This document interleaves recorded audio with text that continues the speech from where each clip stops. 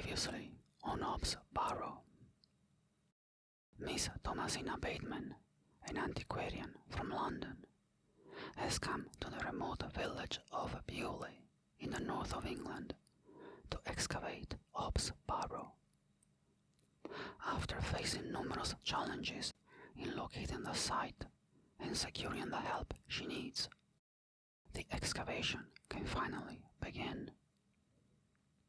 Thomasina's excitement isn't fueled by the dark legends surrounding the Barrow, but by the hope that inside she may find something that could save her father's life.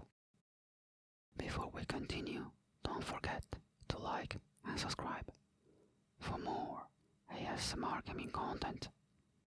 You can also support me on Ko-fi. The link to my page is in the description. Thomasina returns to her room, preparing for what will undoubtedly be a long and intense day tomorrow. She needs all the rest she can get. But once again, her sleep is disturbed by a nightmare. In the dream, she stands before Ops Barrow once more, bathed in that strange fuchsia light. The goblin Saxnot is there, eager to speak. Saxnot reveals that Thomasina's father entered the Barrow 25 years ago with the intent to bind the goblin within it, believing that Saxnot was the cause of the village's plight. But Saxnot insists that the villagers were wrong. It wasn't his doing. In any case, William Bateman botched the incantation, leaving Saxnot in a weakened state, trapped in a limbo between worlds, where he can only reach out to Thomasina briefly in these dreams. Thomasina still struggles to believe that her father, a man of science, would perform such a ritual. But Saxnot continues, giving Thomasina clear instructions for tomorrow. She must enter the Barrow and undo the ritual her father performed. By doing so, Saxnot will regain his strength, and so will her father. This can only be accomplished if she spills her own blood. When the time comes, she'll know how and where to do it.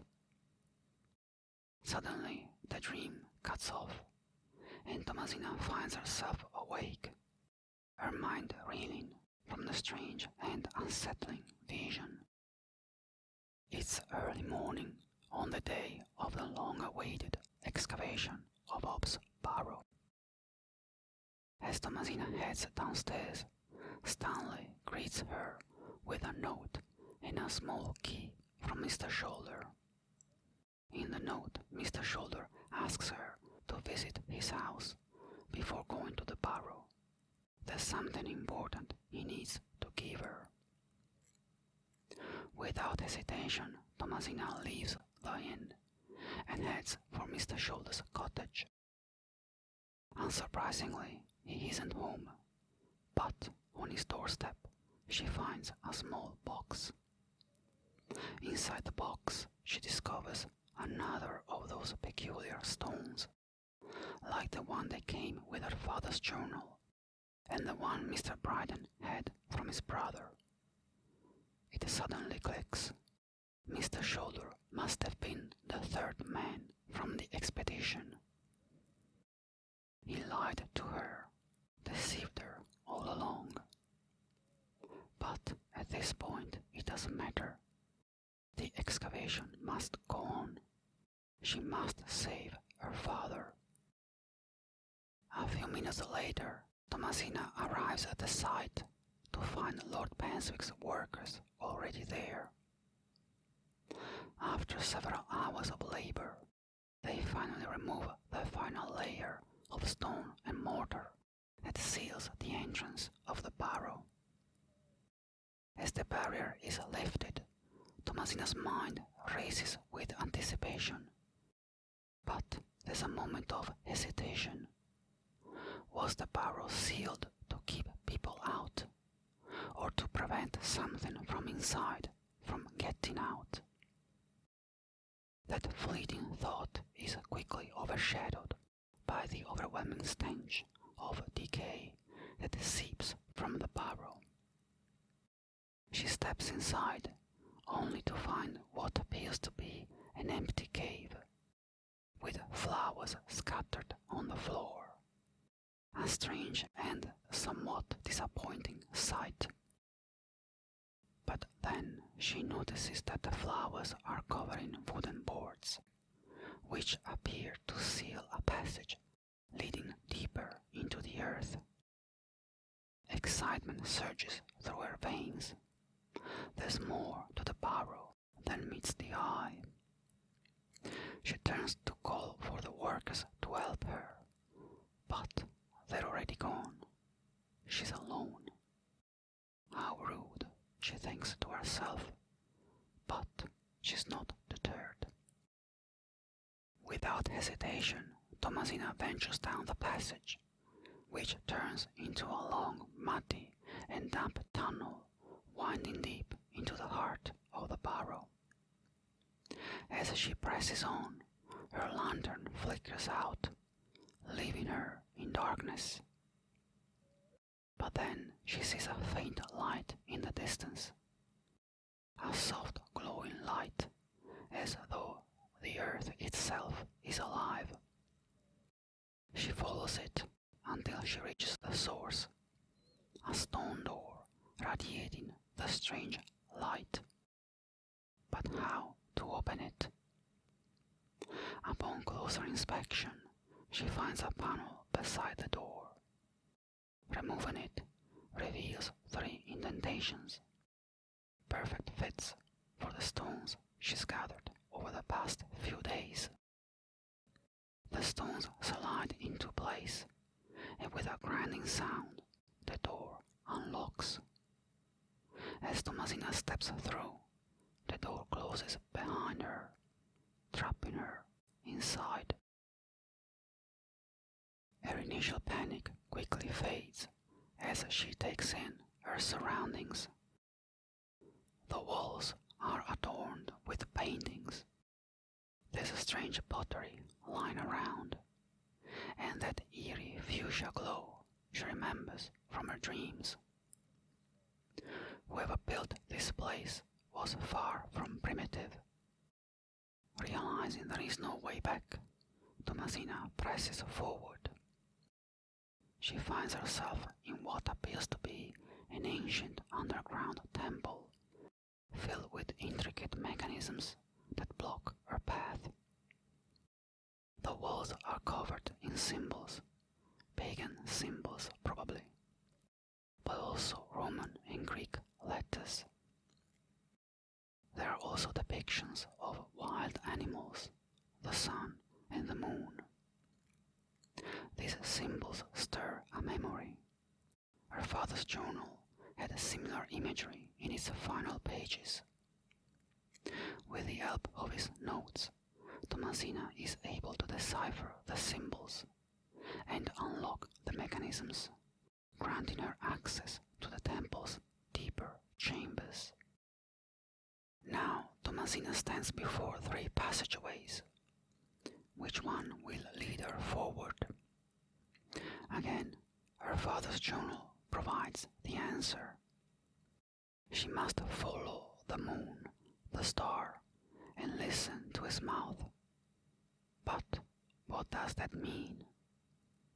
Above each passage is a symbol that corresponds to the clues in her father's notes. She quickly chooses the correct path, and with each step she feels she's drawing closer, not just to the heart of this otherworldly place, but to her father as well. Along the way, she experiences brief visions of her past, memories of when she was a little girl, her father healthy and full of life, teaching her excavation and ancient relics. At last she reaches the end of the labyrinth, but her journey isn't over yet.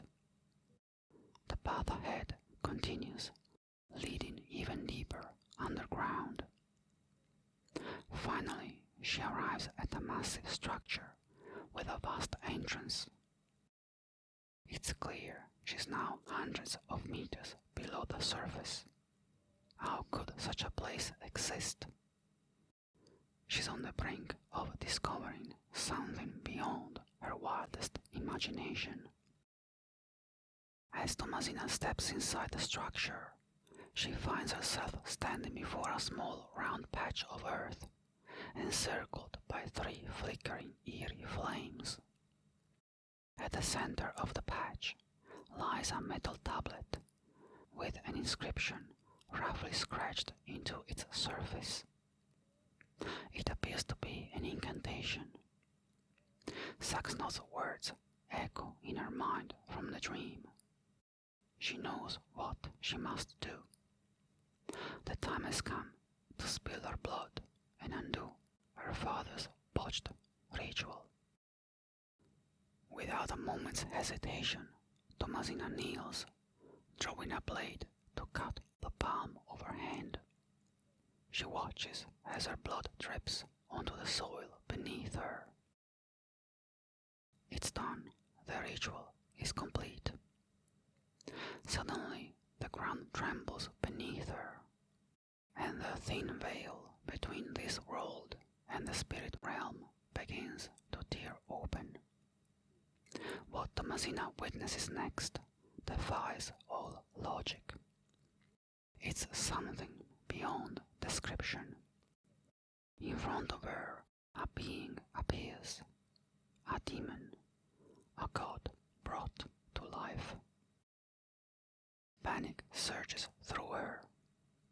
Thomasina turns around and runs, desperate to escape the Barrow alive. All the while, voices begin to whisper inside her mind, speaking in an ancient unknown tongue. The whispers grow louder and more intense with each step she takes. After what feels like an eternity, she finally sees a glimmer of light. The entrance to the Barrow. She's almost safe, or so she thinks. Just as she steps out, she collapses at the feet of Saxnot. The goblin looks down at her with a somber expression, as if filled with pity. It knows what is about to happen. In a final attempt, it tries to justify its actions, perhaps seeking forgiveness. Saxnot begins to explain. Thomasina's father had succeeded in binding them within the Barrow, trapping the dark entity that lurked beneath the soil. But over the years, they felt the corruption grow, an ever-increasing rage from the being that was bound alongside them, a force they could no longer contain. Saxnot fought against it, but in the end they succumbed, becoming nothing more than a tool for the malevolent entity. And so they deceived Thomasina, guiding her to release the very force her father had sought to imprison. Now the world will witness the rise of Abraxas Rex, the new god. In a blinding flash of light, the Barrow erupts. Saxnot is consumed by the beam, and Thomasina too is struck down by its power. Hours later, Lord Penswick and Mr. Shoulder arrive at the Barrow to find Thomasina lying unconscious. Both men appear jubilant. She had fulfilled their plans, just as they hoped. How Thomasina made her way back to London, or what transpired over the next 4 days, remains unknown. All that is certain is that one cold, dark evening she arrived at the Ticehurst Private Hospital, where her father had been cared for the past 25 years. Her presence was silent and grim, a reflection of the darkness now consuming her soul. She walked through the halls without a word, ignoring the nurses on duty, heading straight to her father's room. But the Thomasina that entered that room was not entirely herself. Like Saxnot, she had become a vessel, a tool for Abraxas, the demon or god her father fought against so long ago.